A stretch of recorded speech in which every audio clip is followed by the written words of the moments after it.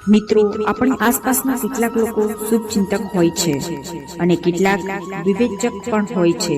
કામ કરશો તો ટીકા થશે, માટે ટીકાથી ડરશો નહીં.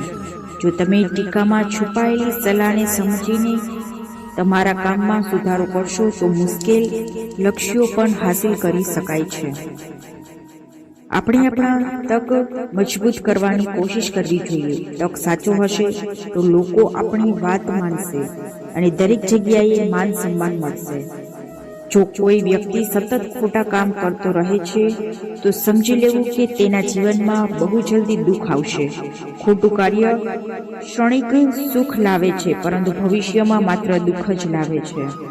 લોકો માત્ર સફળ વ્યક્તિને જ જુએ છે અને તેને જે માન અને સન્માન મળે છે તે જુએ છે, પરંતુ તેમની મહેનત પણ જોવી જોઈએ. જો તમે બીજાની મહેનતથી પ્રેરિત થઈને કામ કરશો તો મુશ્કેલી લક્ષ્યો પણ પૂરા કરી શકાશે.